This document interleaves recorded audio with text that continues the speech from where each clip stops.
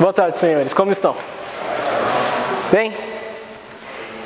Seguinte, então, a essa altura, vocês já perceberam que a maioria das provas que nós temos aqui, elas sempre têm um modelo bem típico. Elas não variam tanto de ano a ano. Por isso que vale a pena alguém fazer um trabalhinho assim em cima e montar algo que seja bem representativo, característico daquilo que vocês possam encontrar. Quando vocês voltam e olham as provas de anos anteriores.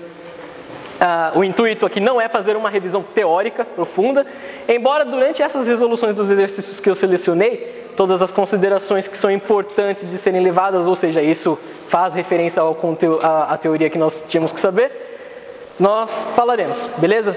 Mas a intenção aqui é realmente mecanizar o processo, porque vocês sabem que vocês encontrarão uma prova que ela tem uma cara, por isso que aquilo é interessante, ter um mapa da prova. A prova, a P2 de cálculo 2, ela vem em geral composta por 3 ou 4 questões.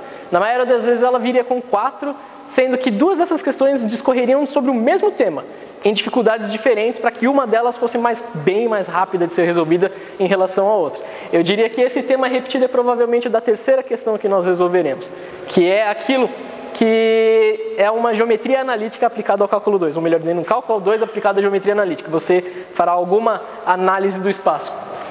Enfim, normalmente a prova abre com uma questão sobre continuidade e derivabilidade, típico. Depois sempre tem uma sobre aplicação da regra da cadeia, e aí não tem segredo, seria uma aplicação direta. É simplesmente saber como fazer, por isso que vale a pena realmente resolver muitos exercícios.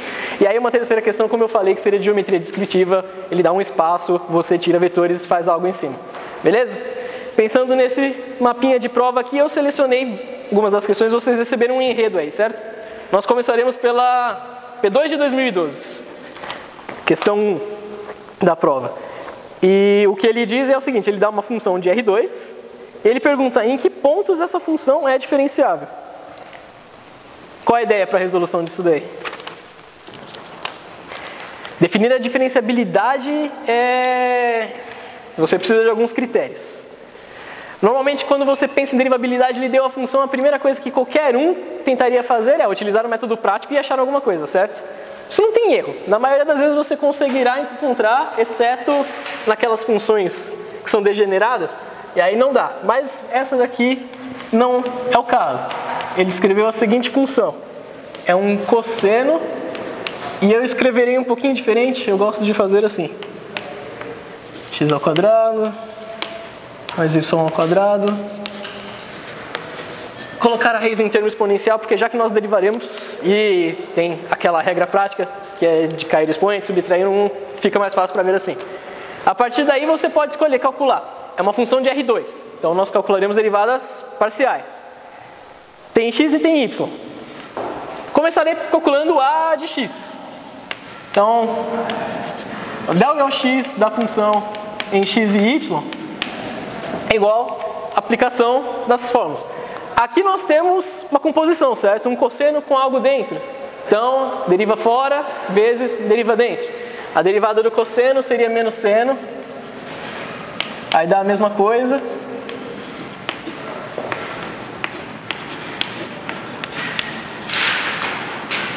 Aí a derivada dentro que muda, fica diferente. Só que agora nós estamos derivando, escolher a derivada em relação a x. Então ela é constante em relação a y. Aí fica 1/3 vezes isso daqui elevado a 1/3 menos 1. Eu não sei o quanto eu preciso fazer esse passo a passo, o quanto vocês já estão pragmáticos, certo? Ficaria vezes... Depois ficaria vezes a partir de dentro, ficaria vezes o 2x. Então apareceria o 2x multiplicando. E esse cara ficaria negativo, então ficaria sobre... o 1/3 que caiu, o x ao quadrado mais o y ao quadrado elevado a 2/3. Ficou o expoente negativo, eu passei para o denominador. Tudo bem até aqui, certo? A parte bacana de ser notado.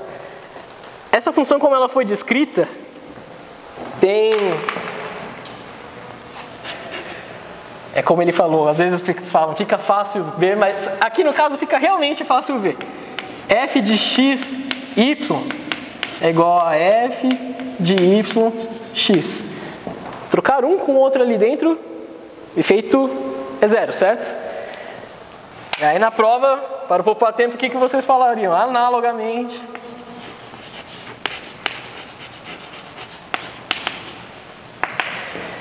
Se eu fosse fazer uma derivada em relação a y, qual é a única coisa que mudaria naquela expressão toda que eu acabei de encontrar? Aqui, certo? Viraria um 2y. Então, eu escreveria só um pouquinho diferente. Fica menos 2y seno x ao quadrado mais o y ao quadrado. Mesma coisa.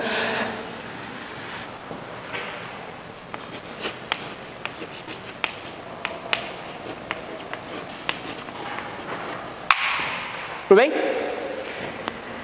Qual é o ponto aqui? Se vocês lembram da teoria, quando nós estamos falando de derivabilidade, nós encontramos expressões, tanto para a derivada parcial em x quanto para a derivada parcial em y. Elas são praticamente idênticas. O que nós teríamos que prestar atenção aqui? E em qual é o domínio dessas derivadas parciais que nós acabamos de encontrar? Porque essa função seria derivável somente no domínio que isso daqui é válido, certo? Então qual é a condição de existência para que essa expressão exista, tanto uma quanto a outra?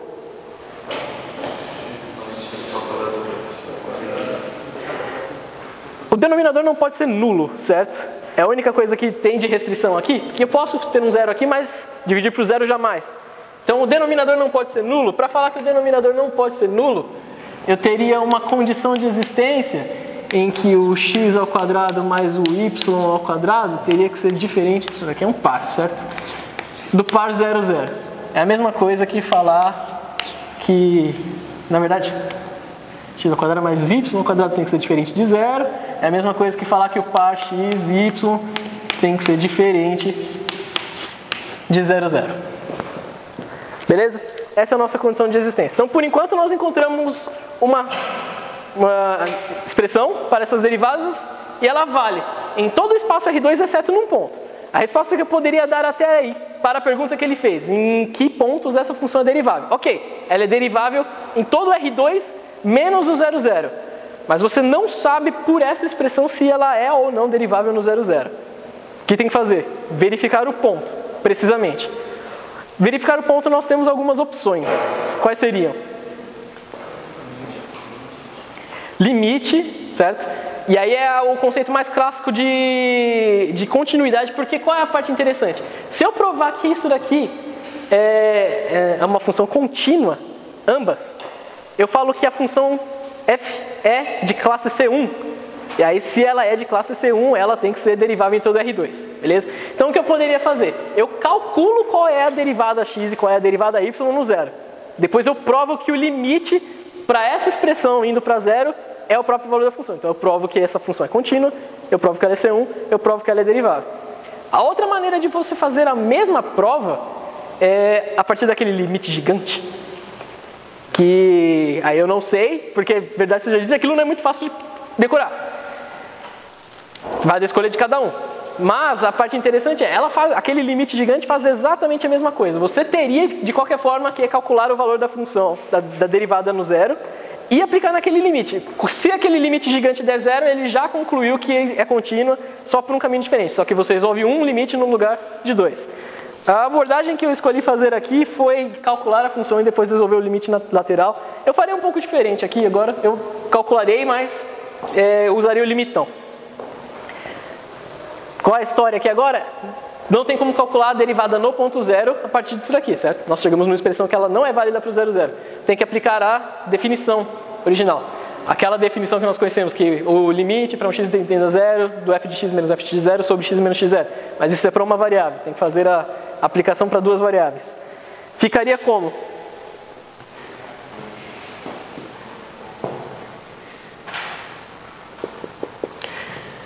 Se eu fosse calcular o x, tá, de qualquer forma. Só fazer uma divisão aqui. O del x da função, só que agora eu estou calculando no ponto 0, 0 é igual. O limite eu estou fazendo de x, então é x tendendo a zero. A derivada é em x, então é o x que muda. O outro ponto x0, y0 é a constante. Menos o f de 0, 0, sobre x menos x0 dá o x, beleza? A função, quando substituída no ponto 0, 0, dá 1, certo? Cosseno de 0, 1. Então isso daqui é igual ao limite, substituindo os valores ali, do x tendendo ao 0, da função cosseno, o y é igual a 0, então é do x ao quadrado elevado a 1/3 menos 1 sobre x. E aí? Aí calcular esse limite é, na verdade, matéria da primeira prova.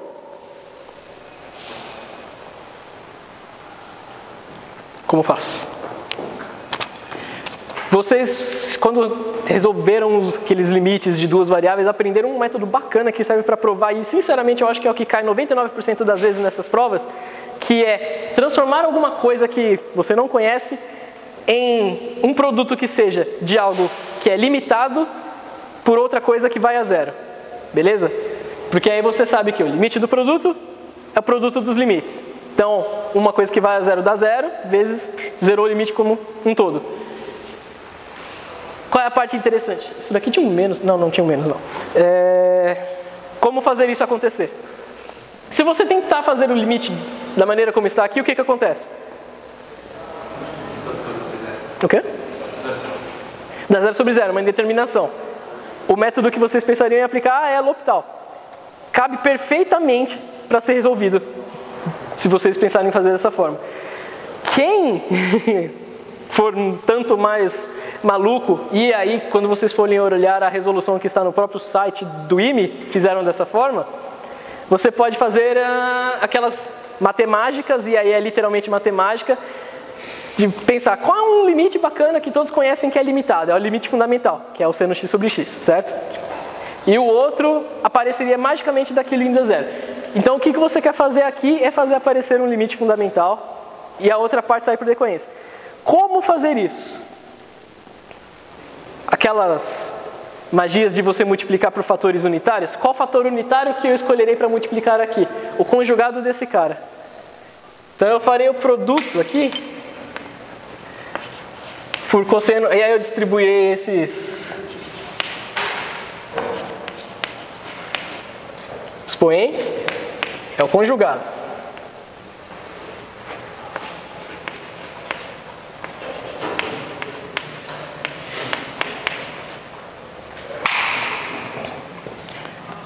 O que acontece com o numerador? Fica somente cosseno ao quadrado daquilo, certo? E o denominador fica o x vezes aquele cara.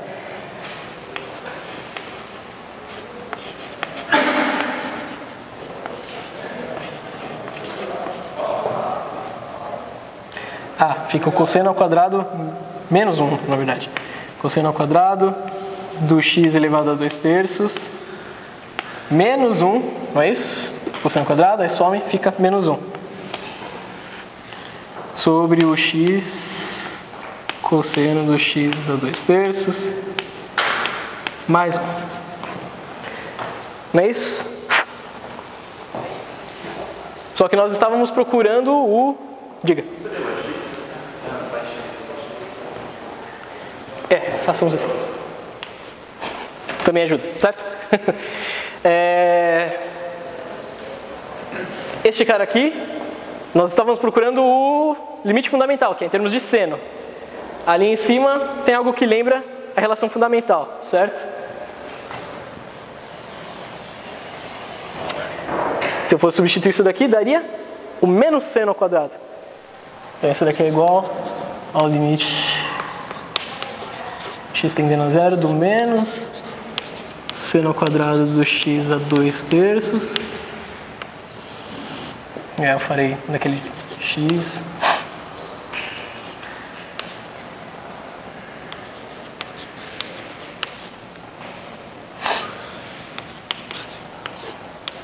mais 1. Coisas a serem notadas agora. Ainda não apareceu o limite fundamental daquilo que nós queremos, porque quando estamos pensando no limite fundamental, o argumento do seno tem que ser igual àquilo que nós estamos trabalhando com o denominador, certo? Aí, novamente, precisa da espada justiceira da minha visão além do alcance. Eu quero fazer aparecer 2/3 aqui e eu quero que que combine com o quadrado. Então seria 2/3 ao quadrado para que depois eu coloque tudo isso com o quadrado para fora. O fator unitário que eu escolherei agora para multiplicar é x elevado a 4/3. Por quê? Na hora que eu faço x elevado a 4/3, com esse x aqui, é isso mesmo. Como ficará esse limite?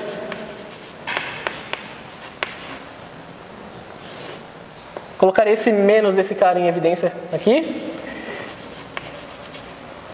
Seno ao quadrado de alguma coisa é o seno de tudo isso ao quadrado, certo? 2/3.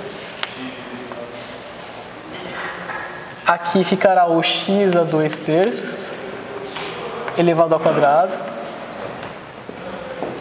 vezes 1 não, vezes x a 4/3 sobre o cosseno de x a 2/3 mais 1.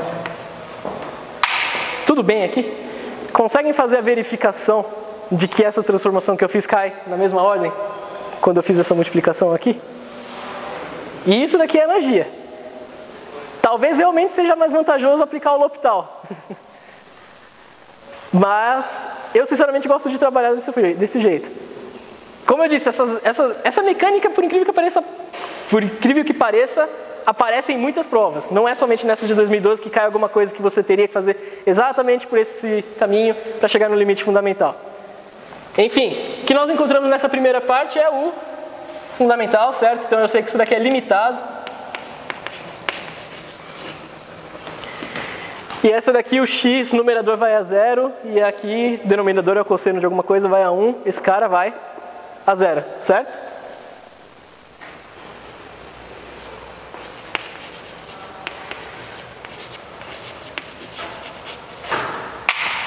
O resultado disso daqui é 0.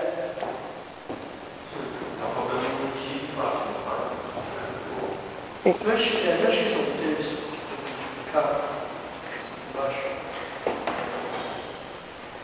X é 1/3. Por causa do. Aí daria 1 mais 1/3 daria 3/3 para dar 1/2. 4/3 vai ter que ficar. Fica maior, não? Aí 1/3 dá o 2/3. É, fica 7/3.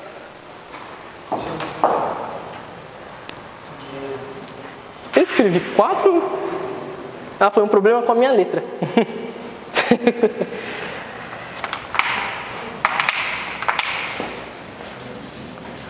Era 1/3.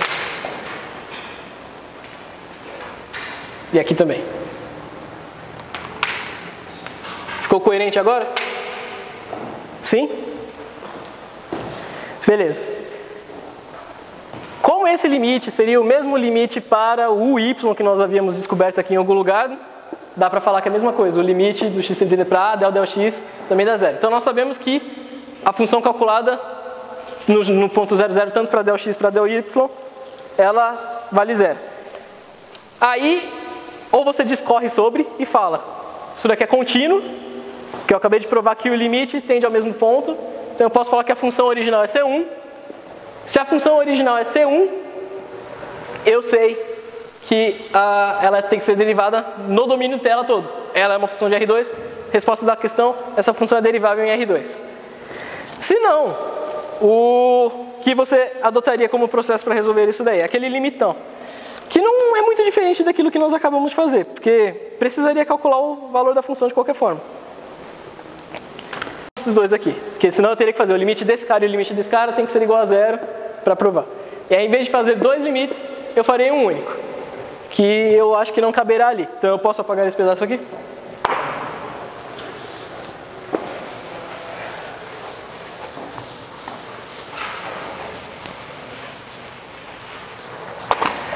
Aquele limite gigantesco é o limite de um HK tendendo a 0, 0 de, aí é f de x mais h, y mais k, e eu já não lembro o resto. É grande demais. Aí é menos 1 no ponto 0, 0, menos o f do x0, y0. Eu acho que nem aqui caberá. Posso pagar esse pedaço também? Sim? Não?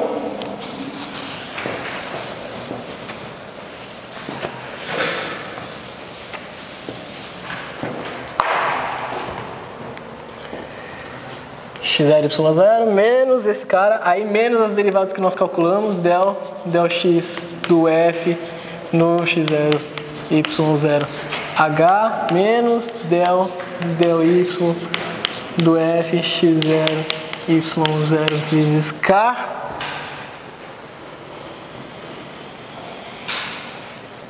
tudo isso sobre h ao quadrado mais k ao quadrado raiz. Nós acabamos de calcular os dois dels. Esse termo aqui cai fora como um todo, porque o nosso x0 e y0 é o ponto 0, 0. Aqui eu deveria ter escrito x0 e y0. Então isso daqui é o limite do HK tendendo ao 0, 0 de f de HK, a função no 0 valia 1, menos 1, aquele termo todo cai fora, sobre o h ao quadrado mais k ao quadrado é igual a meio. E eu apaguei a função mais. Bom, isso daqui é o limite do HK. A função era cosseno de... Aí agora fica h ao quadrado mais k ao quadrado elevado a 1/3 menos 1 sobre h ao quadrado mais k ao quadrado elevado a meio. Eu tenho que provar que isso daqui é igual a 0. Tem alguma semelhança com aquilo que nós acabamos de fazer? Perfeitamente, não? Então você pode fazer novamente o mesmo método de colocar os fatores unitários até montar o limite fundamental vezes algo que vai a 0. Ou você pode aplicar o L'Hopital, porque novamente isso daqui dá uma indeterminação do 0 sobre 0. Dá? Não, porque aqui daria 0, mas esse aqui daria 1, de qualquer forma, história. Enfim, a resolução é exatamente a mesma. Para simplificar a vida, o que vocês poderiam fazer aqui? Chamar o h quadrado mais k quadrado de uma variável, para não precisar ficar escrevendo isso toda hora. Ou mais que isso ainda, escrever na prova que isso daqui é análogo ao limite que nós acabamos de resolver. E acabamos de provar que isso daqui é igual a 0. Se é igual a 0, perfeitamente igual, acabamos de provar que a função... Diga. E o que a gente teria que escrever então? O que é? É o f del x, resolver esses limites parciais. Não entendi. Teria que resolver, tipo, eu não poderia... Desse cara aqui, você teria que resolver de qualquer forma, porque você precisa dos limites parciais para utilizar isso daqui. De qualquer forma, você precisaria dos limites parciais. Por quê? Se você quiser usar o limitão, eles entram aqui. Se você quiser utilizar o conceito de que uma função sendo C1, ela é derivável em todo o seu domínio, ou seja, provar que essa daqui é C1, você precisa saber quanto ela valeria no 0. Então você calcula, pela definição, quanto ela vale no 0. Só que aí você tinha duas expressões, uma para o del x e uma para o del y. As expressões que vieram da regra prática. Você teria que fazer o limite daquelas duas e provar que vale a mesma coisa que a calculada no 0. E aí você prova que ela é contínua. Sendo contínua é C1, sendo C1, ela é derivável em todo o domínio dela. É ou um ou outro. Este método que você é forçado a lembrar de uma expressão incrivelmente maior, poupa resolução de um limite. Com a diferença de que aqueles dois limites seriam muito idênticos. Então você precisaria resolver um de qualquer forma e falar, o outro é análogo. Mas esse daqui, para quem prefere, é um pouco mais expedito. Tudo bem? Seria sempre esse o primeiro tipo de questão que aparece, que é alguma coisa falando de continuidade ou derivabilidade. Continuidade é aquela coisa, sempre verificável pelo limite. Se o limite, e sempre lembrar de limites laterais, porque às vezes pode aparecer, não aqui, mas porque aqui não tem, é espaço, certo? Mas lembrar que o limite no ponto tem que ser o valor da função calculada no ponto, é contínua. Derivabilidade é isso, provar que ou aquilo vale zero, calculando aquele limite, ou que a derivada é contínua, portanto a função é de classe C1. É só fazer, então, tipo, fazer o limitão, deu igual a zero, os professores vão entender que tipo, a gente provou com 3. O que você provou com esse limitão é que ela é derivável no ponto 00. A primeira parte do exercício nós provamos que ela era derivável para todo R2, exceto o 00. Então a primeira parte do exercício, beleza. Eu achei uma expressão que tem uma condição de existência. Então ela é derivável em todo R2, exceto o 00. Deixo isso escrito. O que acontece no 00 é o que você faz na segunda parte, que é o que vem aqui. Aí você provou que vale também para o 00. Resposta, se ela, somando as duas coisas que você acabou de encontrar, ela é derivável para todo R2. E a gente usa isso daqui só para colocar aqui. Exatamente. Aqui, o que nós acabamos de descobrir foi o valor da derivada no ponto 00, que é o que vinha ali. E ele é análogo com x, y. O que é? Seria exatamente, análogo. Como é a mesma coisa, você fala, é análogo, também vale zero. É o mesmo tipo de função. Essa parte do falar que é análogo é aquilo que eu tinha escrito, mas eu já apaguei. É falar que o f de xy é igual ao f de yx, ou seja, trocando uma variável com o outro, ela daria na mesma. Beleza? Esse primeiro tipo de questão não foge disso. E é normalmente a abertura da prova, vem sempre assim. Às vezes, essa daqui, por exemplo, era só um enunciado. Às vezes eles são bacanas, eles colocam mais de um item também. A letra A, calcule as derivadas parciais. Você leva meio ponto só para fazer aquelas primeiras expressões que é pela regra prática. Aí depois ele pergunta, essa função é derivável em tal ponto? Vem exatamente tudo isso que nós acabamos de fazer. Não é necessariamente o 00. Pode ser que a expressão que vocês tenham encontrado tenha a condição de existência dela em algum outro ponto, certo? Poderia ser aqui no denominador isso daqui mais um. Então, não seria o ponto 0110. Inúmeras variações. Mas é o que você tem que fazer. Olhar a condição de existência daquela expressão que você encontrou e verificar se no ponto onde ela é descontínua, também vale. Se as derivadas forem contínuas, a função é C1, ela é derivável. Só sair daqui, del x de f, aqui é uma barra ali. Aqui é vezes H e vezes um K. Vezes H vezes um... Não melhorou coisa alguma. Vezes um K. Beleza? A parte da teoria, vale a pena vocês entrarem no site, e aí na folhinha de vocês eles colocaram até onde vocês encontrariam. Então, por exemplo, lá no site tem a parte teórica, o capítulo 13 fala sobre diferenciabilidade. Então vocês encontrariam de uma maneira sucinta tudo aquilo que vocês precisariam saber sobre derivabilidade. Essas coisas que eu falei, e também estaria escrito provavelmente em uma fonte muito mais bonita, essa expressão gigante. Então, para quem não lembrava, olhando lá depois, serve como uma boa consulta no site. Beleza? Segunda questão, enfim, parte de continuidade e derivabilidade. Não tem, porque isso daqui aparece toda hora, mas... Segunda questão. Versaria sobre regra da cadeia. E normalmente são as questões da prova que ela está bem no meio da prova. E qual é o objetivo dessa questão? Destruir sonhos. Porque é a única coisa para que ela funcione. Porque a regra da cadeia, beleza, quando você calcula a primeira parcial, ótimo, ela já sai uma expressão grande. Aí quando ele pede a segunda parcial daquilo, vira algo gigante e você perde completamente o controle daquilo que você está fazendo. Então qual é a parte interessante? Eu, particularmente, nunca guardei muito bem um método prático de aplicar a regra da cadeia para funções que fossem R2, Rn. R1 é sempre muito belezinha, certo? Quando você tem algo composto, sai beleza. No site deles, no site do Responde Aí, eles têm uns exemplos bem bacanas que te permitem olhar o processo e mecanizar isso de alguma forma para que quando você estiver fazendo, você identifique, tem aquele termo agora, então você já sabe o termo que você faz. A resolução que eu farei aqui, ela é bem passo a passo, porque é algo que eu fiz para mim, para deixar de errar, e é, na verdade, tornar assim, aplicação de análise em tudo. Então, torno nos menores blocos possíveis e aplico a regra mais simples que eu conheço. Então eu vejo, isso daqui é um produto. Eu primeiro aplico a regra do produto. Agora deu uma composta. Então aqui vem a regra da cadeia. Então nós faremos essa segunda questão, que é provavelmente uma das mais tristes. Ela foi retirada da P2 de 2011, era a terceira questão da prova. Eu posso apagar esse pedaço aqui? Ou primeiro aqui também. Eu saí apagando, nem perguntei. Mas, podia? Ou alguém ficou triste? Aqui eu posso?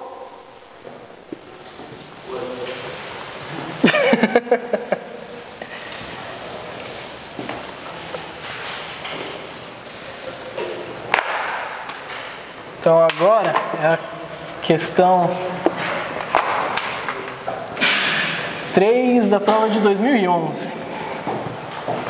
O enunciado diz o seguinte: ele te dá uma função em R2, ela é em termos de ST.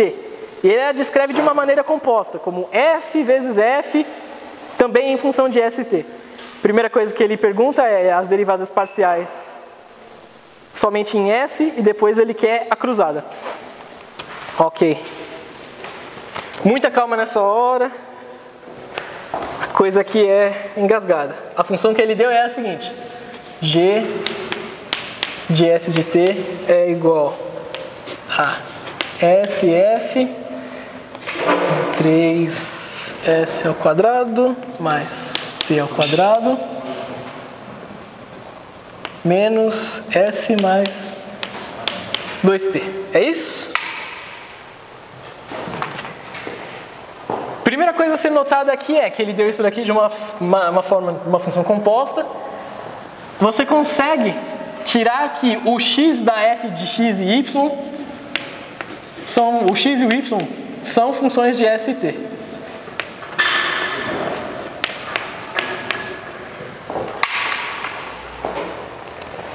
Aí ele pede a derivada em função, a derivada é parcial em relação a S. O que acontece?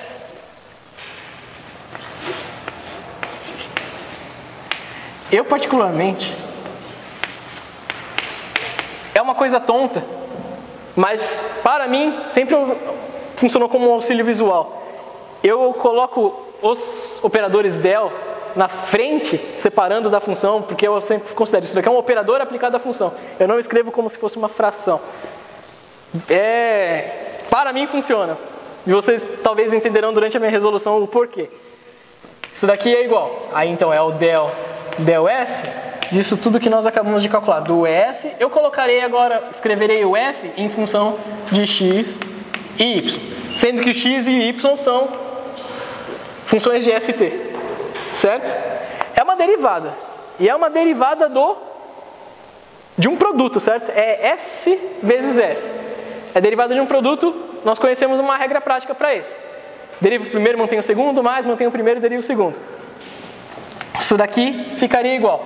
A derivada parcial de S em relação a S, 1, certo? Então ficaria 1 vezes. Deriva o primeiro, mantém o segundo. F de x, y... Mas, agora, mantém esse cara e fica o del S do F de x e y. Onde aparece a regra da cadeia aqui é nesse cara, porque é uma função de x e y, sendo que x e y são função de ST. Então é aqui que vem a encrenca. A regra da cadeia, uma coisa interessante para lembrar é que cada fator que você monta tem que cancelar em cruz como se fosse um produto de fatores unitários.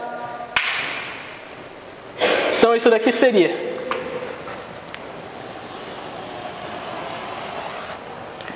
isso daqui dá igual a f de x y mais s vezes, estou fazendo a derivada em relação a s.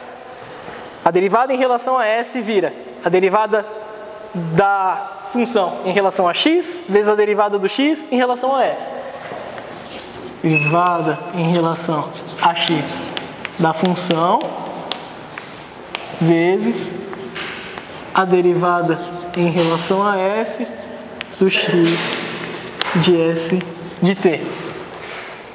Essa é a primeira parte. Falta fazer do y. Mais a derivada em função do y, da função, vezes a derivada em função de S do y em função de S e t.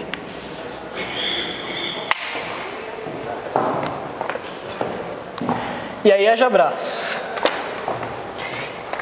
Note que no enunciado ele falou para que você dê... Aqui, ó. Ele fala em função das derivadas parciais de f. Por quê?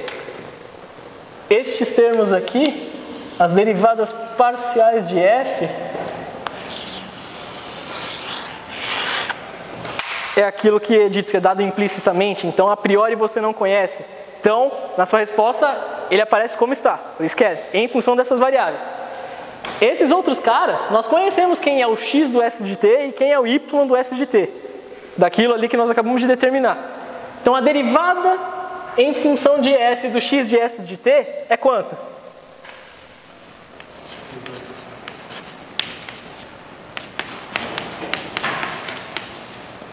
Da mesma forma, a derivada em função de S do y do S de t é igual a...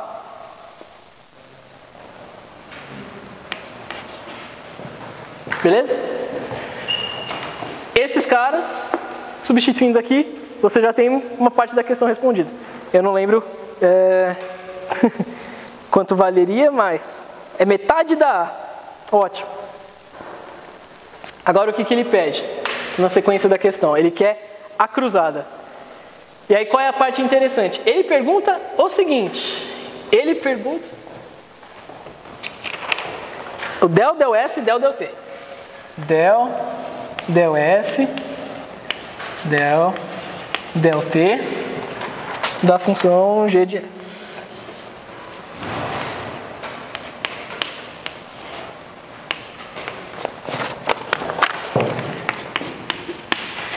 Somente que no enunciado, ele diz o seguinte, ele fala que seja uma f de R2 em R, uma função de classe C2. Então ele falou da f, e ele disse que ela era de classe C2. A f é esse cara, é C2.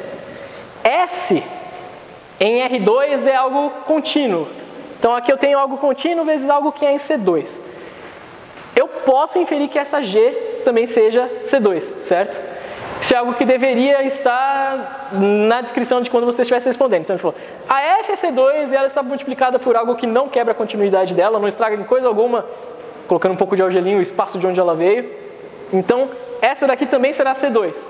Sendo G C2, eu posso falar o que sobre as derivadas cruzadas? Também vem da teoria. É o teorema de Schwartz. Aí tem toda uma enrolação teórica para que você fale que as derivadas cruzadas de uma função que é C2 são iguais. Então, o del, del S, del, del T é a mesma coisa que o del, del T, del, del S do G de S de T. Isso daqui é o...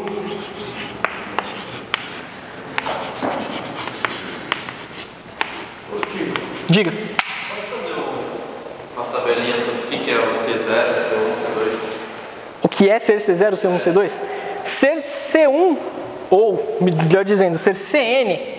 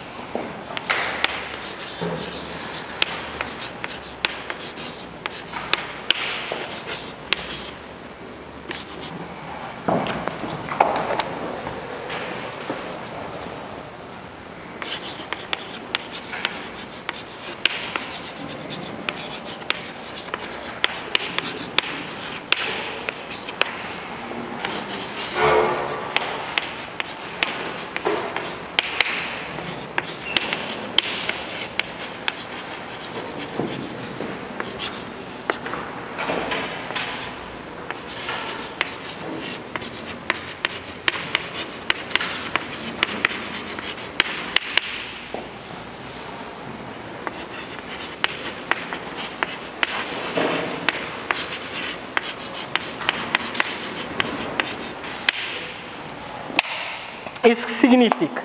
Quando você diz que uma função é Cn, essa função é derivável até a ordem n, sendo que a parte notável disso é que a enésima derivada que você obteve dessa função é certamente uma função contínua. Isso que significa. Então ele fala, essa função é C2. Significa que ela tem a primeira e a segunda derivada. No quesito parcial, significa que ela tem a primeira, a quadrática e as cruzadas. Quando eu falo que uma função é C2, e essa função é C2 em termos de x e y, ou seja, em termos de R2, pelo teorema de Schwartz, você pode afirmar que as derivadas cruzadas são iguais. Isso daqui é algo que você tem que colocar em consideração na prova, porque ele pergunta na sacanagem. Ele pede o del S e del T. Até agora você calculou exatamente quem? O del S, certo? E aí o que ele pediu foi isso daqui, o del S e del T, mas eu não calculei o del T. Se você não fez aquela consideração, o que o corretor provavelmente espera é que você primeiro calcule o del T e depois aplique o del DS. Por isso que eu falei que eu gosto dessa notação que eu uso, são operadores e isso daqui é uma composição, sendo que ela vai de dentro para fora. Então primeiro eu apliquei o operador del T, ou seja, primeiro eu fiz a parcial em relação a T e depois em relação a S. Vantagem, se você lembra que pelo teorema de Schwartz, uma função que é C2 possui isso daqui cruzado, você vem desse lado para cá. Este primeiro termo nós acabamos de calcular. Foi a primeira parte da questão. O que falta fazer? Aplicar um del T a esse termo que nós acabamos de calcular. Beleza? Substituir aqui. Eu colocarei aqui, eu acho que eu consigo fazer caber. Só para que fique fácil para que eu consulte. O del S do G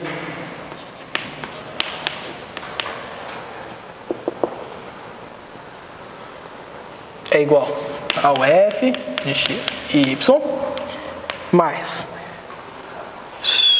tudo isso daqui estava multiplicado por um s, certo? Então eu colocarei esse s novamente, é o s, ele apareceu aqui, ok, então eu não deixei nada para trás ainda, é o s vezes esse cara aparece e esse cara aparece, esses daqui nós calculamos, então ficou 6s vezes o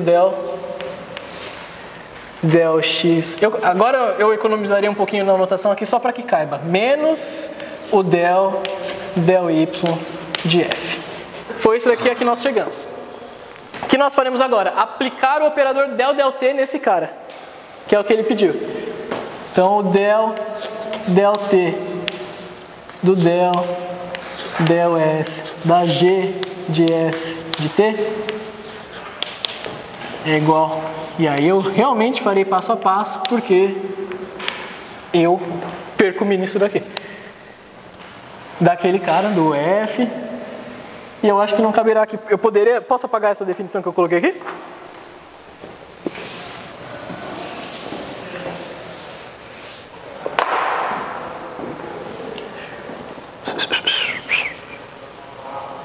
Vezes o F de x, y. Mais o S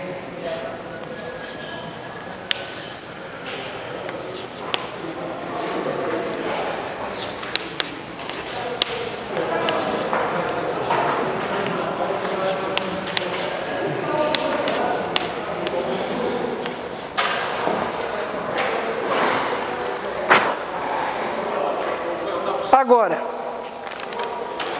muita calma.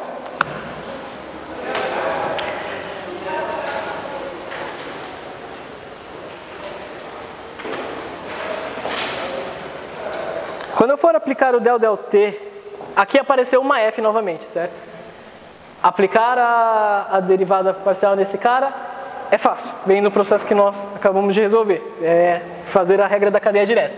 Então isso daqui é igual a derivada da f em função a x em função a t. Então dá o del x, vai ver assim. Del f, del x, del t. Posso economizar um pouco na notação aqui? Mais del f, del y, del t. Porque agora é o t aplicado ao f. É aquilo que nós acabamos de fazer alguns passos atrás. Problema é nesse cara aqui, que vem a regra da cadeia da regra da cadeia. Isso daqui seria, isso aqui é uma soma, certo? Então, a derivada da soma é a soma das derivadas, então viraria mais. Aí agora eu estou aplicando del t a esse produto todo. Coisas que são interessantes de notar. S é uma constante em relação a t, certo? Então eu posso colocá-lo antes do operador. Então ficaria o S del t dessa coisa toda. E aí agora eu quero pensar somente em um desses pedacinhos aqui, que seria o del t, del f, del x, vezes esse cara. Eu reescreverei isso daqui só para que vocês enxerguem o que eu estava pensando. Então ficaria o S del t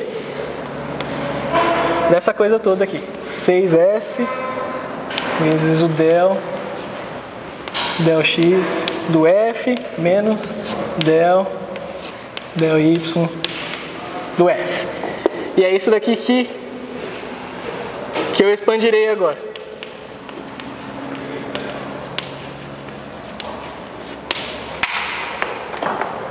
Cabe aqui.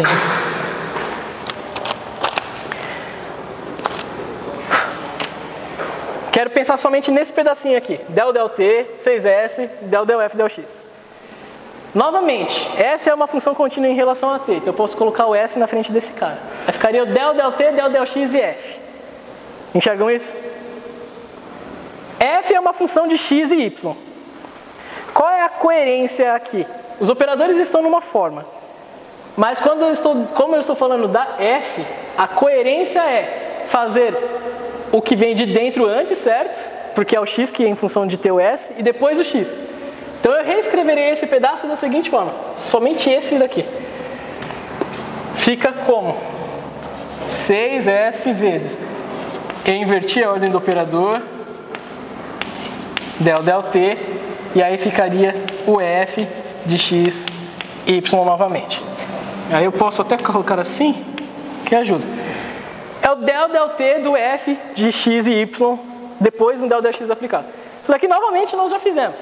É esse pedacinho aqui, na verdade tudo então, colocarei. É o 6s del x vezes del f del x del t mais del f, del y, del t. Lembrando que esse cara tem um operador x aplicado nele aqui. Se eu quiser distribuir esse x, aparecerá um del 2x² aqui, certo? Nesse cara, esse cara nós podemos calcular porque é o x em função de t. Nós temos as funções. Então ele calcula. E aí eu distribuo esse cara, aqui aparece um xy cruzado e esse cara também é calculado. Este termozinho que eu deveria ter evidenciado, que é o que eu estou calculando,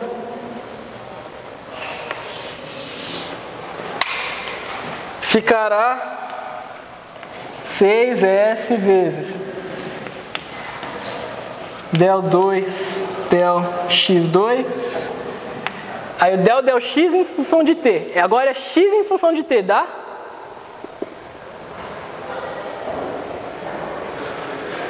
T vezes 2t mais, aí esse cara fica um cruzado, fica o del 2f del x del y, del 2 del x del y da f, eu deveria ter colocado um f aqui, vezes o y em função de t. O y em função de t é 2, vezes 2. Quando vocês estiverem fazendo isso, o que vocês não podem fazer? Perder traço daquilo que nós estávamos resolvendo. Isso daqui é somente esse pedacinho, certo? Faltaria resolver ainda o del t aplicado a este outro pedacinho. Qual é a questão? É análogo, certo? Você só tem que tomar cuidado de mostrar quem é quem. É análogo, mas análogo em processo, não dá exatamente a mesma coisa. Então tem que aplicar o del t nesse cara, mas é exatamente a mesma coisa. E lembrar que nós calculamos esse pedacinho e esse pedacinho. Tem que fazer a soma de tudo para falar que é o produto cruzado. Eu apagarei o primeiro pedaço. Aliás, eu apagarei os dois primeiros. Até essa linha você entendeu como eu cheguei. Então agora o que eu fiz? apareceu o del t da f de x. Isso daqui é uma regra da cadeia, porque o x e o y são função de s de t. Então ficaria a função f, também a minha letra não está ajudando, não? Fica a f em função de x, a x em função de t, mais a f em função de y, a y em função de t. Isso daqui é a regra da cadeia. É a regra da cadeia para o del t. Só que quando eu fiz aqui, eu tinha feito uma inversão dos operadores, certo? O x, o t e este cara e este cara nós calculamos. Quando eu for aplicar este operador aqui, aparece o del 2, del x2, certo? E este cara aqui aparece o del 2, del x, del y. Deu esse cara aqui. O 2t e o t foram calculados da função que nós sabíamos. E esse é o operador que eu apliquei para que desse nisso aqui. E esse 6x eu estava carregando daqui, que veio da nossa primeira derivada. Eu o tirei do operador porque ele é constante em relação a t. Então ele pode cair fora do operador. Beleza?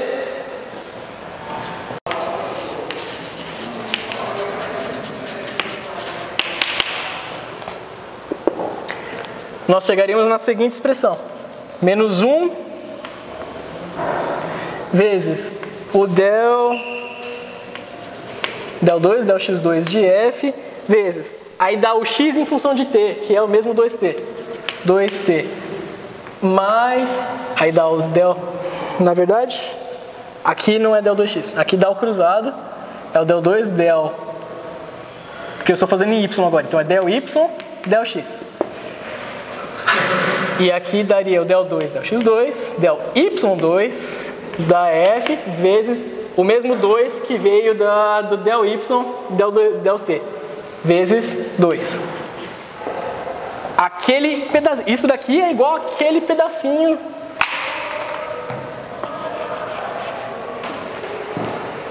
É a expansão desse pedacinho aqui, somente.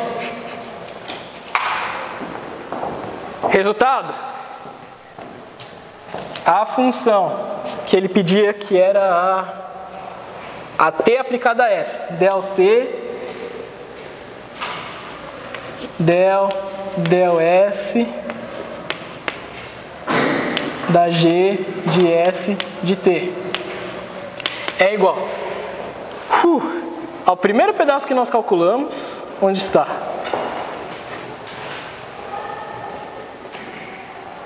Sumiu? Estava nesse pedaço? Da f de x. Seria muito forte. Não, tem esse, mas tem mais um ainda. Ah, não, é esse pedaço aqui, ó. É que ficou mais curtinho. Então, é este cara, mais este cara,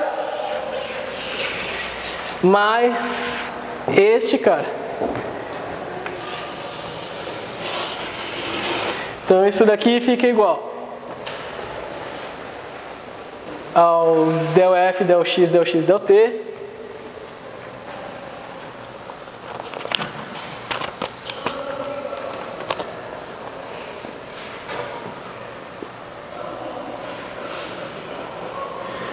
Só,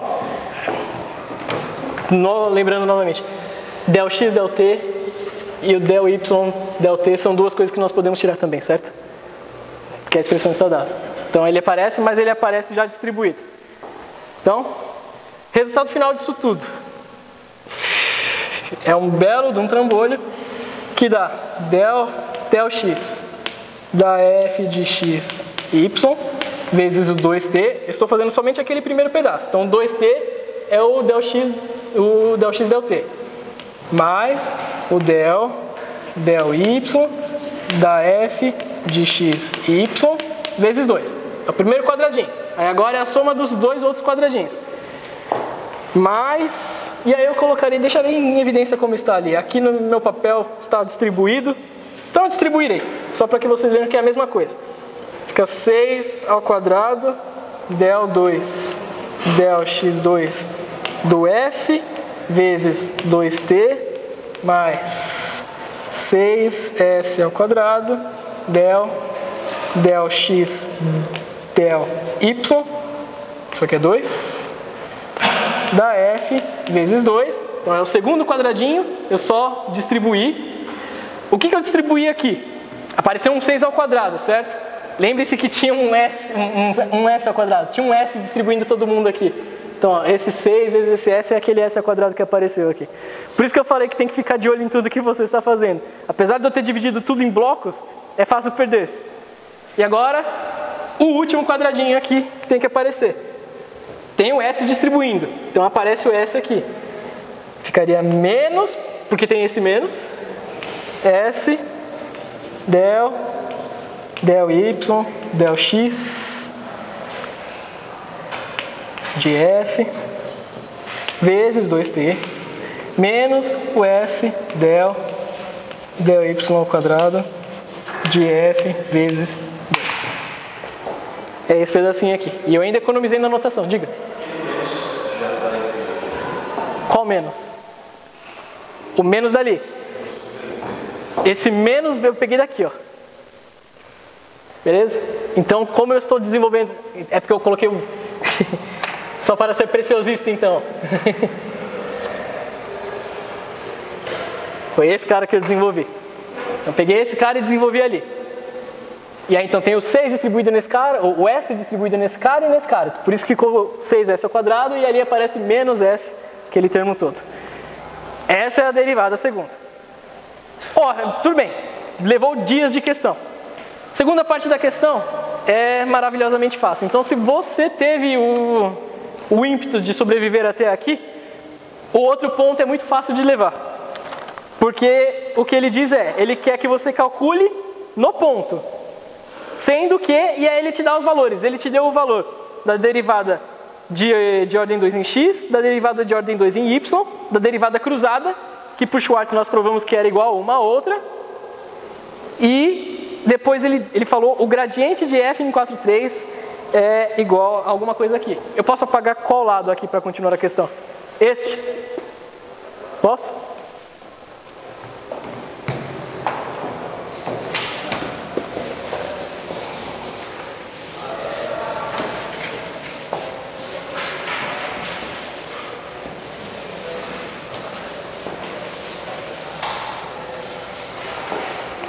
Segunda parte da questão, ele quer que você calcule no ponto 1, sabendo o quê? Então, o que tem que ser notado? Ele deu ST igual a 1. É 1 ou 1 menos 1? Menos 1. Menos 1. Se S é igual a menos 1 e T é igual a 1, o que nós podemos dizer de X, de S, de T? E o Y de S de T, que agora eu apaguei, mas vocês têm anotado em algum lugar. Na hora que você substitui naquela função como ele era dado, o X calculado no ponto 1, dá 4. É isso? Isso mesmo. E o Y dá 3. Isso é somente algo para que você verifique a coerência do que ele te deu. Porque, por incrível que pareça, eu já vi, mas foi uma única vez. E fizeram a sacanagem de terem dado vários dados de derivadas, mas aí você tinha que verificar qual era o ponto que cabia naquela. Então ele falou, calcule nesse ponto. E aí ele deu as cruzadas, mas quando você olhava a cruzada, o ponto combinado não cabia. Então, ó, era o 1, aí você calculava o x e o y, não era o que ele tinha dado. Mas isso aconteceu uma única vez, e eu acho que isso aqui deve ter sido erro do e-mail ou alguma coisa assim. Bem, o que ele fez? Ele te deu o valor do gradiente. Ele falou que o gradiente da função f no ponto 4,3, que é quando ST é igual a 1, vale o seguinte: 3 raiz de 2 e 4 raiz de 2. O gradiente é um vetor formado por quem? Pelos derivados parciais. Então você sabe que isso daqui é o del x da f, e isso daqui é o del y da f. Então tudo aquilo que ele fez antes em função das derivadas parciais, agora você poderá substituir. O que mais ele falou? Ele deu o valor das derivadas cruzadas. Ele deu que a del 2, del x2 da f no mesmo ponto é igual a 2, a del 2, del y2 da f no mesmo ponto é igual a 1, e ele deu que a cruzada del 2, del x, del y da f é igual a menos 4. Por Schwartz nós havíamos acabado de provar que isso daqui é igual a outra, certo? Então, para ser preciosista, deveria falar novamente antes de substituir aquilo. Enfim, nós temos todos os valores possíveis. Para quê? Para pegando essa função no ponto 1, calcularmos o valor dela, certo? Ele deu o valor das parciais. Ele deu o valor das duplas e das cruzadas. E nós sabemos que S vale menos 1 e T vale 1. É simplesmente uma substituição direta disso tudo. Onde tem T vai 1, onde tem S vai menos 1, substitui, e aí é uma soma algébrica. O resultado disso daqui faz com que o del era T e depois del T, del S do G. Agora no ponto menos 1, 1. E aí eu colocarei o resultado para vocês. Dá 14 raiz de 2 menos 30. Se você substituir, somar direto. Beleza? Aí não teria, nesse exercício não teria a ver, tipo, deu errado, deu certo, não. Como assim? Eu ia tomar conta na A B tipo, vai estar darkamente errado também. Não tem como. Supostamente você propaga o erro de qualquer forma. Não teria uma verificação certa de uma para contrastar a outra para que você tenha certeza se você acertou ou não. Tranquilo?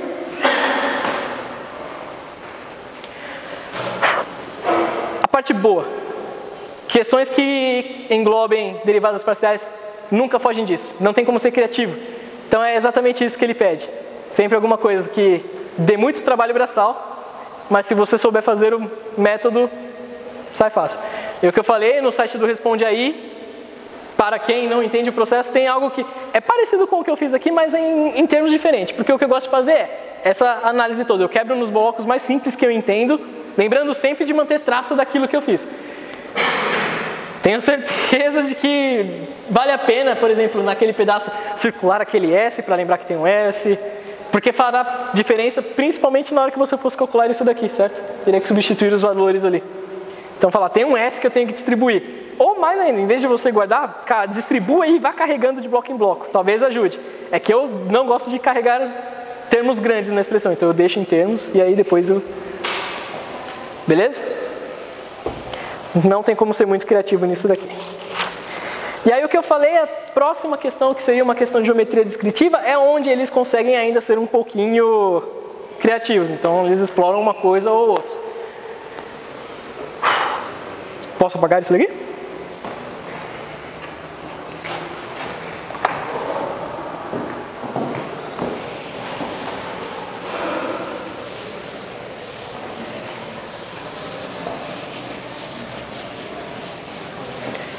A questão que eu tirei é a questão 3 de 2015. Então é recente, fresquinha.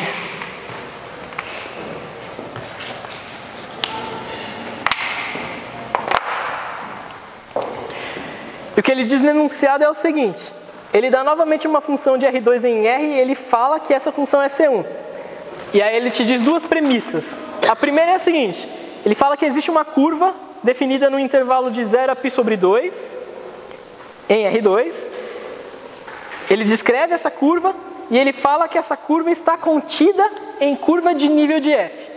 O que é uma curva de nível? É quando você iguala o valor. Não é necessariamente um Z, certo?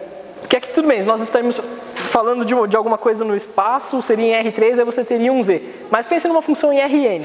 Uma curva de nível seria o quê? A função calculada nessa curva é constante. Em toda essa curva, na verdade, se eu estivesse falando de uma função no espaço, eu tenho uma curva. Se eu tenho alguma coisa em R4, eu teria já uma superfície de nível, de R4 para 3. Acima disso, perde-se a noção geométrica. Por isso que é interessante você tentar abstrair um pouco e pensar simplesmente, alguma coisa em nível é quando a função calculada nessa coisa em nível é constante. Então o que ele descreveu? Ele te deu uma curva. E essa curva sai de um domínio de R em R2. Um intervalo R para um intervalo em R2. A função que ele descreveu vai de R2 para R. Ou seja, se fizéssemos uma composição, a função calculada em cima dessa curva, com certeza ela seria constante. Então, não é isso que eu quero. É isso que eu quero. Ele falou que gama, eu chamarei de gama de T,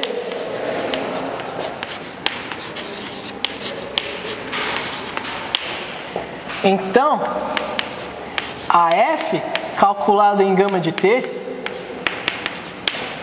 é uma constante. Essa é a primeira consideração que ele fez. Segunda consideração que ele fez ele dá novamente uma outra curva definida no intervalo que vai de R para R3, por isso que ela tem x, y, z ali, certo? X, y, z eu digo em termos de coordenada. Ele dá essa curva e ele diz que essa curva está contida no gráfico da F. Se ele descreve uma curva do tipo, ele descreveu essa mi aqui, então U, mi, sigma de U é igual a um x em termo de U, um y em termo de U e um z em termo de U, certo? O que ele disse? Que essa curva está no gráfico da função. Se essa curva está no gráfico da função, o gráfico da função é o quê? A função é de R2 em R. Então o gráfico da função é o f da função, certo?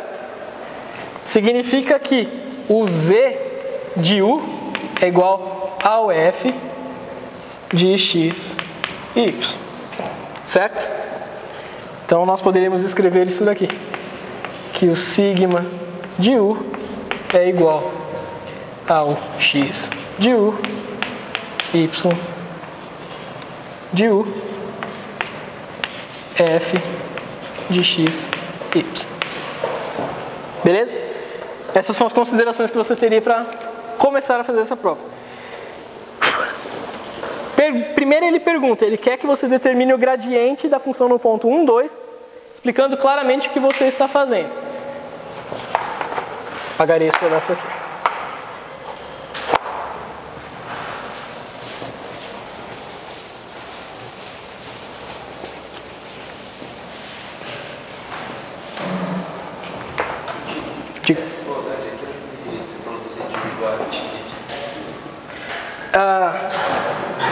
F de xy, ela pega alguma coisa que está no espaço R2, certo? E ela joga um valor E. Como ele definiu no enunciado, ele fala que é de R2 em R, certo? Então, a F seria uma cota que ela está calculando, um Z. Essa cota é o gráfico dela, certo? Cada ponto monta um gráfico. Se ele fala que essa função está no gráfico, essa função eu digo, essa curva que ele deu, está no gráfico. Se ela está no gráfico, a cota dela é a cota do gráfico, certo? Então, o Z é igual ao F disso aqui. E aí eu posso fazer essa igualdade. Bem, ele quer que você calcule o gradiente no ponto 1, 2, dizendo exatamente o que você está fazendo da vida. Depois de ter feito essas duas considerações, quer saber o gradiente. Qual é a parte interessante da geometria que nós estamos pensando? Aqui no caso, fazendo um esboço rápido, eu tenho alguma coisa que está aqui no nosso R2, e aí eu pego um ponto daqui, que é o nosso x, y. Calculo uma função nesse ponto, essa função me dá um novo ponto, que é uma cota, que é o nosso f de x, y. Eu fiz assim para falar que essa daqui é a função f aplicada no ponto x, certo? Tira desse plano. O que nós temos montado aqui? Nós temos montado uma superfície no espaço, um lençol estendido voando. Se eu tenho, aí agora desenharei alguma coisa no espaço, então. Tentarei fazer...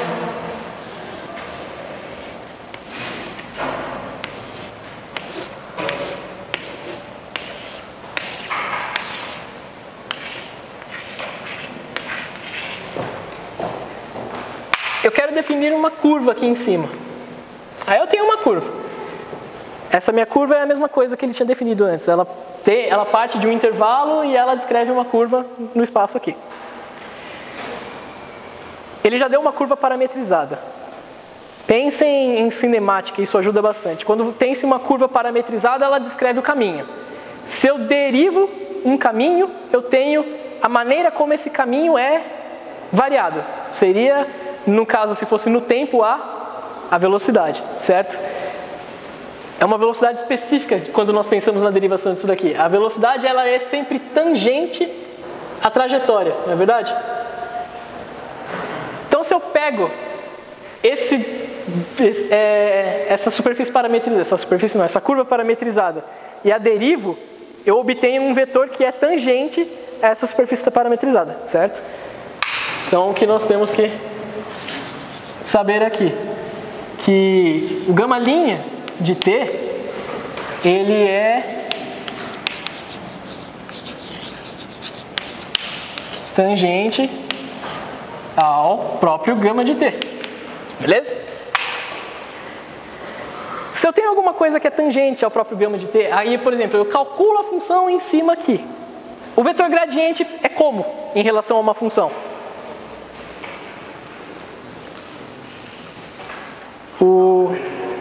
Ele é sempre perpendicular a, seja lá de que espaço você esteja falando.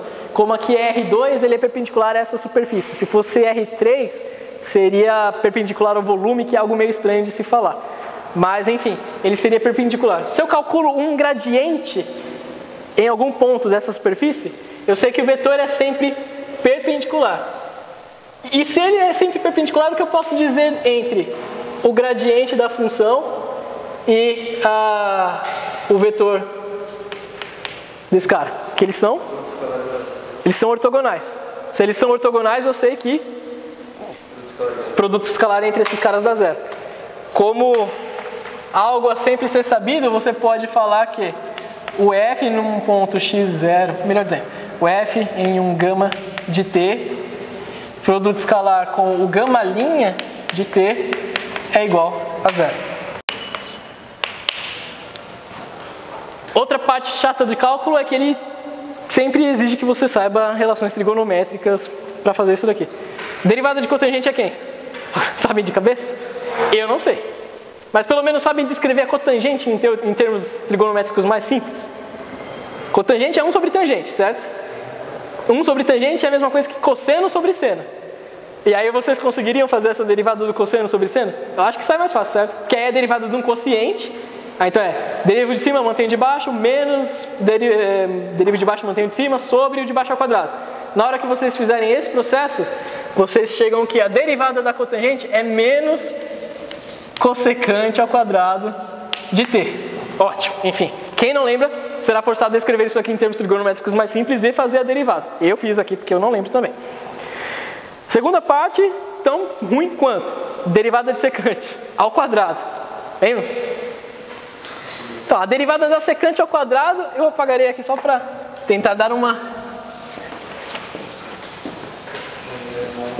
Eu não sei como eu estou no tempo, deixa eu ver. Se estiver com o tempo bom, não farei tudo. Só deixarei aqui, por exemplo. A cotangente é igual a 1 sobre a tangente, que é igual a cosseno sobre seno de t.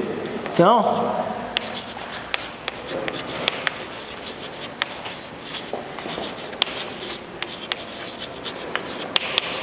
derivada de um quociente. Aqui, eu quero o dt de secante ao quadrado de t. Isso daqui é uma composição, então ficaria 2 vezes dt da secante de t, certo? K expoente, menos 1, sendo que secante de t é igual a 1 sobre cosseno de t. Fazer a derivada do cosseno menos 1 também já é um pouco mais razoável, certo? Seno e cosseno eu imagino que todos consigamos lembrar. Se você fizer isso daqui, a derivada desse cara dá 2 vezes secante ao quadrado de t vezes tangente de t. Esse é o nosso gama'.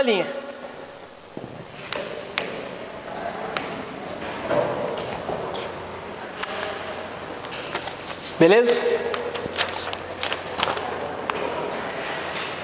Agora, qual é a sacada? Ele quer o...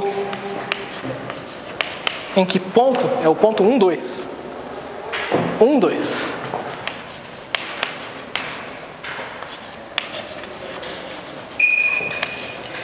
E sacada em termos, certo? Pi sobre 4.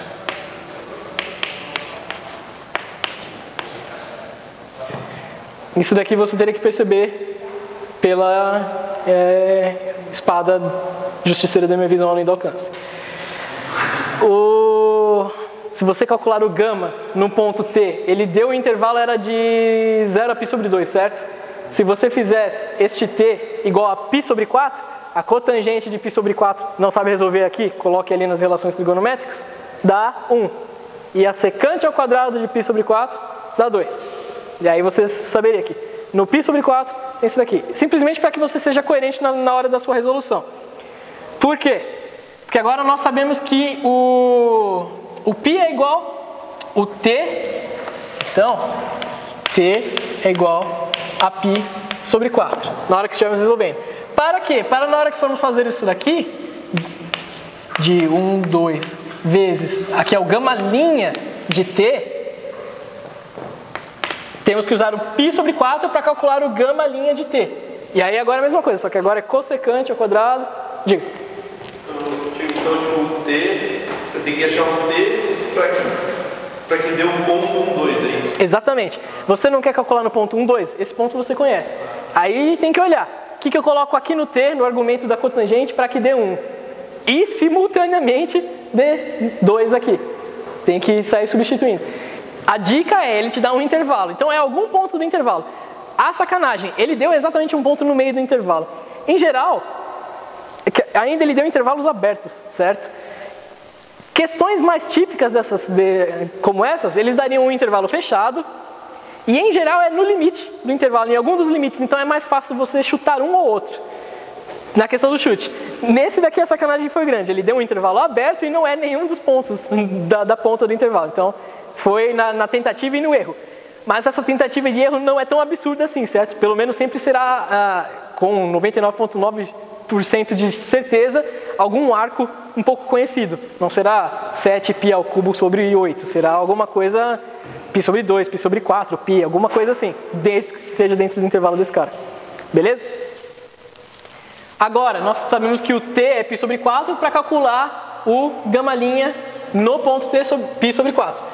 Então, o F de 1, 2, escalar, o gama linha calculado no T, π sobre 4, se vocês forem resolver, cossecante é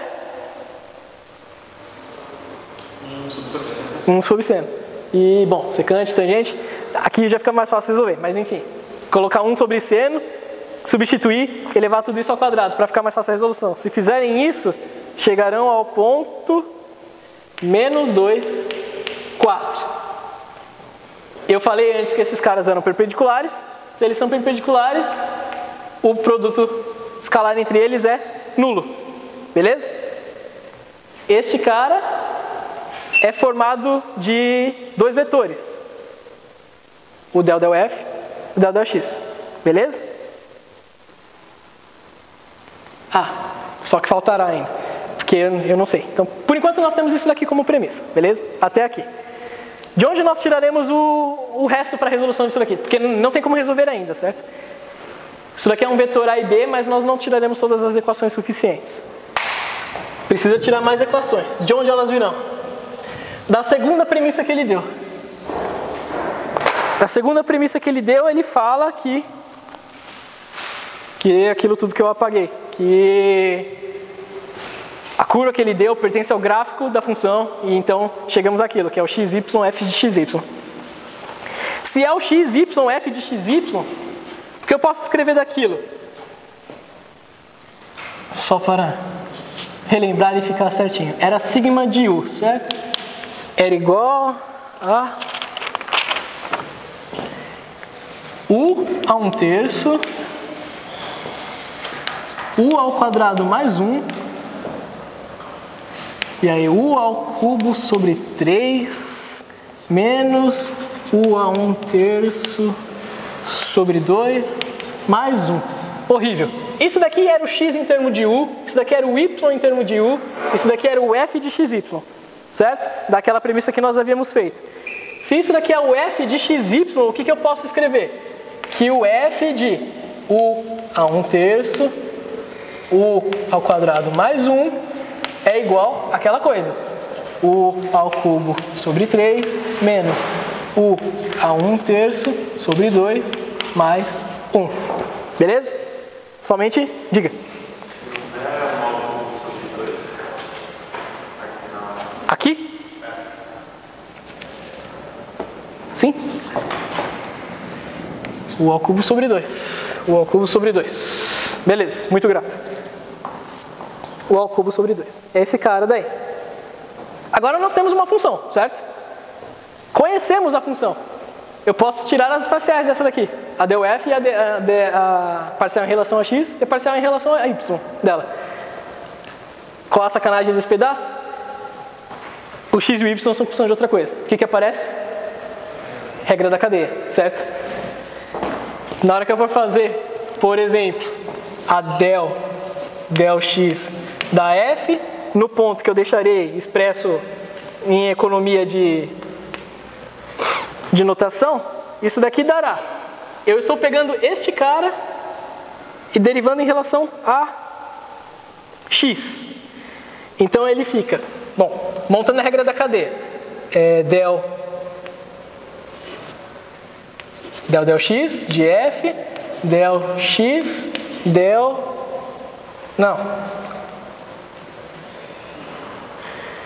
x, u, f, y. Então é o del x em relação a u, del f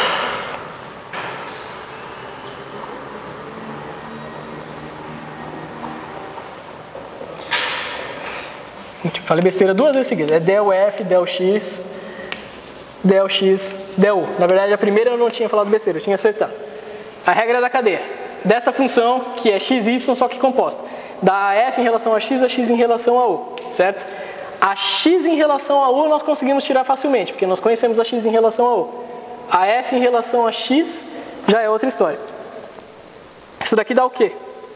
Ah, faltou o lado y, certo? O f del y vezes del y del u novamente, porque aí fica o f em relação a u. Lembra-se do que eu falei, certo? Para saber se isso daqui está certo, esses caras deveriam cancelar. Que é como se você estivesse fazendo a f em relação a u. O x vai embora, fica f em relação a u. Novamente, esse cara tem como saber daqui, este cara tem como saber daqui. A f em relação a x é exatamente o que nós queremos saber.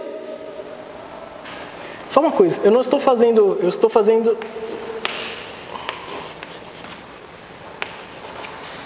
Pronto, agora está correto. Para dar f em relação a u. Entenderam que eu tinha errado ali, certo? Beleza. A f em relação a u é derivar isso daqui em relação a u. Aí aparecem as parciais que nós queremos para montar um sistema com esse cara. E as outras que eu calcularei a partir desse daqui, também é fácil. A f em relação a u é a derivada em relação a u disso daqui, que dá 3u ao quadrado sobre 2. Aí isso daqui daria menos 1/3 u a menos 2/3 sobre 2, menos 1/3 u a menos 2/3 sobre 2. U em relação a u, 1 em relação a u, constante vale 0. Esse cara eu não conheço. Este daqui é o x em relação a u. Daria u 1/3 de u a menos 2/3. É? Isso. É 1/3 de u a menos 2/3 vezes a del f del x mais o y em relação a u, que daria 2u. 2u vezes a del f em relação a y. Isso daqui é um x. Beleza? Que eu montei de regra da cadeia ali. nós temos um vetor que é formado pelas derivadas parciais, del f, del x, del f, del y. E ali nós acabamos de encontrar outra coisa que tem o del f, del x, del f, del y. Temos duas equações com duas incógnitas. Se eu monto um sistema com essa premissa que eu tirei, mais aquela outra premissa que eu tirei, eu consigo achar quem é del f, del x, del f, del y. Por consequência, eu acho quem é o nabla f, o gradiente do f. Esse sistema fica o seguinte.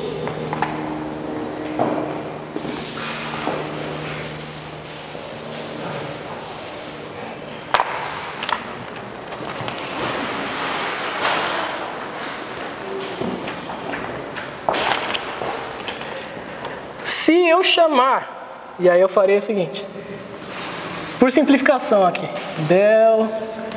del x de f é igual a A e del y de f é igual a B. O sistema que eu terei é o seguinte, menos 2A mais 4B é igual a 0, do primeiro produto vetorial que eu tinha, certo? Se vocês olharem aquilo lá, se eu chamar o del f, del x e o del f, del y já, dá essa equação. Daquela segunda equação, o que eu teria é A sobre 3 mais 2B é igual a 4/3. Daquela segunda equação, se você der uma rearranjada nos termos e isolar o meu A e B que eu acabei de renomear. Resolvendo isso daqui, eu encontrarei que o A, B é um vetor que vale 1/2, que é o gradiente, que é o gradiente da f no ponto 1, 2. Diga. Fez com os us? Que eu fiz com os us, onde? Tem uma partida nesse sistema. O 1/3, o quadrado.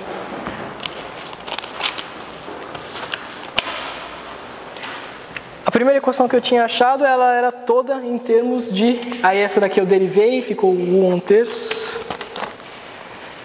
Onde eu pulei isso daqui? Nossa, eu pulei o que... É supostamente um passo grande. Olhem isso daqui. Del f, del y, del f e del x. É produto de alguma coisa mais o produto de alguma coisa. Isso daqui não tem cara para vocês já, esse pedacinho aqui do produto escalar, só que já distribuído. Então o nabla é del f, del x, del f, del y. Então esses outros caras aqui são o sigma, linha, de quando você distribuiu. Então, só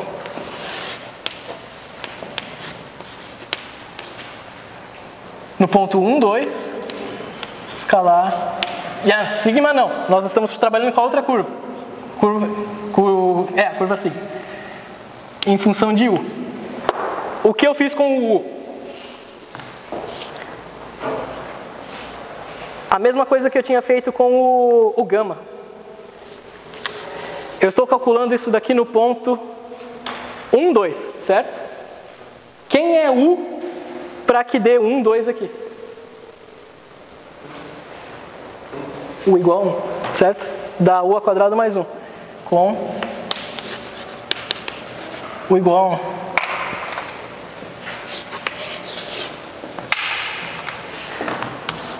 Tinha pulado aqui. Enfim. Agora a questão é sigma linha. O sigma linha veio desse cara. Se eu substituo o U igual a 1 dá 2 e dá o 1 sobre 1/3 dá 1/3, certo?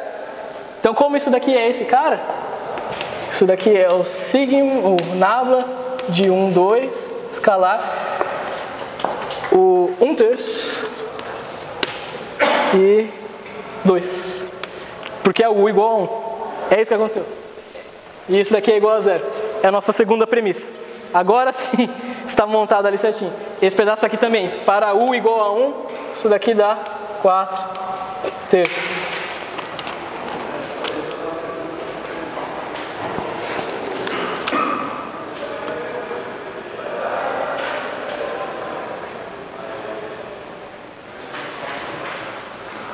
Esse pedaço aqui ficou meio mágico?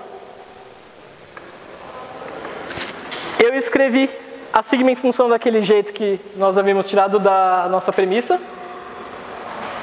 E o que eu fiz? Eu derivei em relação a U. Derivando em relação a U, eu sei que eu caio numa regra da cadeia quando eu estiver derivando o x aqui, certo? Então, se eu faço a f em função a U, vira a regra da cadeia. F em função de x, xu, mais f, y, yu. Essas aqui eu calculo porque eu conheço o x em função de U e o y em função de U. Isso daqui é perfeitamente o produto escalar do gradiente com o sigma linha. Tinha que ter novamente a visão além do alcance. Porque tem o del f e del x, então eu sei que esses outros caras que eu estou multiplicando são os vetores x e y do vetor sigma linha. E este cara é uma constante quando eu estou calculando para u igual a 3. Lembrando que é igual àquilo que você tinha perguntado naquela hora. Eu tenho que achar um u tal para que eu esteja calculando no ponto 1, 2, que é o ponto que ele quer. Esse u é u igual a 1. Aí eu substituo u igual a 1, chego. Então eu tenho dois produtos escalares que eu consigo montar aquele sistema de equação. Montando aquele sistema de equação, eu acho fácil quem é o A e o B, que é o Nabla 1,2.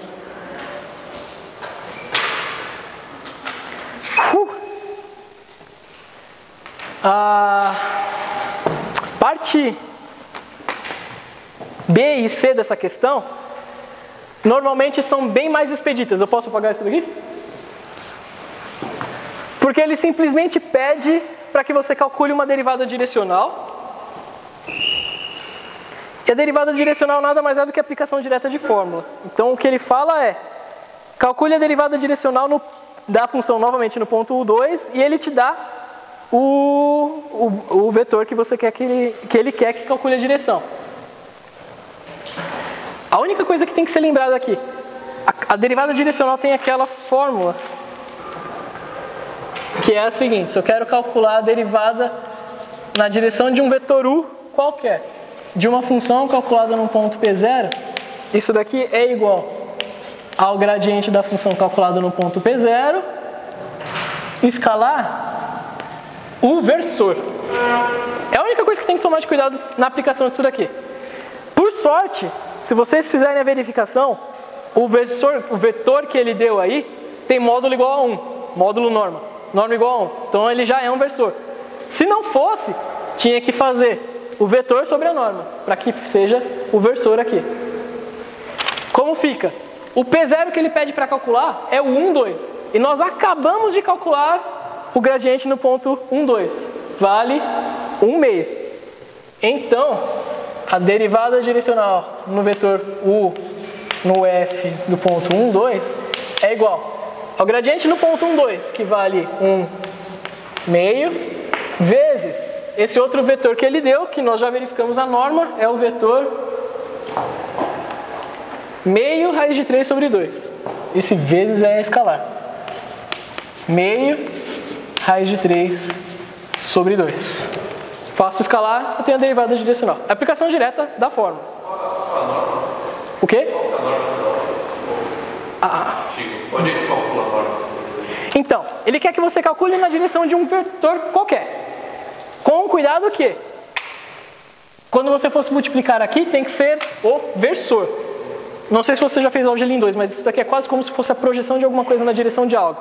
E aí, para projetar na direção de algo, vem o versor aqui. Por sorte, o vetor que ele deu já tem a norma igual a 1.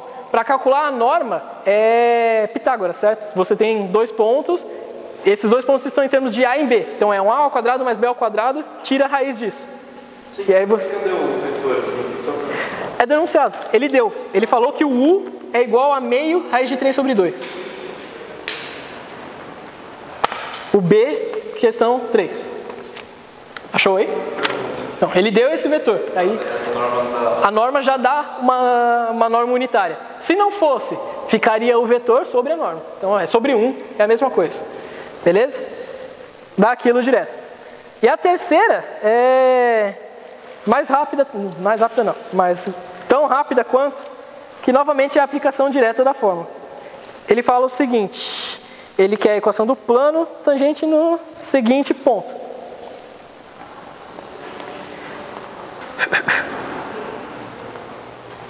Olha isso daqui. Aquele sigma que nós tínhamos, se for calculado para u igual a 1, Nós já havíamos feito isso aqui, certo? Nós queríamos o ponto 1, 2. Olha o enunciado, aparece novamente 1, 2, f de 1, 2, certo? F de 1, 2 é fácil de calcular. É esse cara para u igual a 1. Se você fizer isso,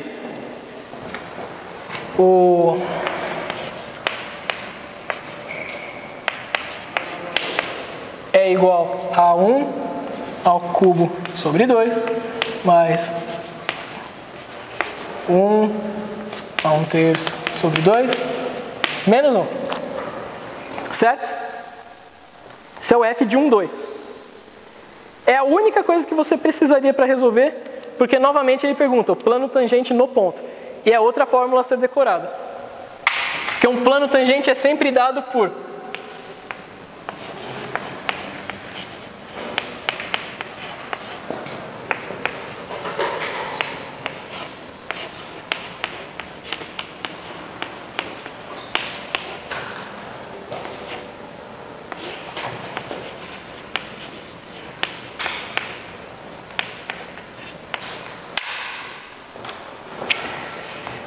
o ponto x0 e y0, pelo que ele deu no enunciado, era o 1, 2.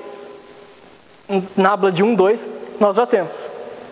Faltava calcular esse cara que nós acabamos de descobrir a partir daquele ali. Dá uma constante aqui. Depois, x0 é 1, y0 é 2.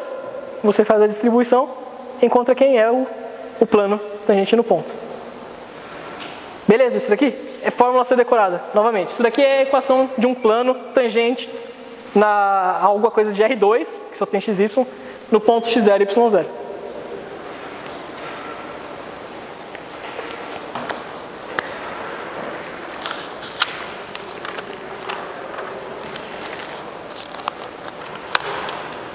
Isso, z menos. O que é? Aqui? No resultado vai dar negativo. Sim, ele dá. Aqui dá menos 1, não é? Então, a questão é que você está pegando montando uma base no espaço, só que é alguma coisa em xy. O z é um z adotado. Normalmente, se você for olhar em questões, você até fica perguntando de onde sai isso daí. É um menos 1 que sempre aparece. É o z de alguma coisa para um tangente. Bem, a intenção era essa, fazer somente resolução. E esses são dos exercícios mais pesados que apareceriam. Essa última questão é o que eu falei. Normalmente cai uma outra dessa que tem uma dificuldade bem menor, então seria de resolução mais rápida. Essa daqui tem a parte mais pesada, porque você precisaria achar essas duas circunstâncias para montar um sistema depois. Beleza? A prova de vocês é segunda, certo? Vale a pena? Quem quiser, que eu falei, aqui tem mais variações de questão, todas as outras o modelo é sempre o mesmo. As que existem mais variações de questões possíveis são dessas daqui que tem alguma coisa de geometria descritiva. Então, quem quiser olhar a questão da prova de 2011 também, dessa daqui, vale a pena, é uma boa variação como um treino, certo? No restante, eu agradeço muito a presença de vocês.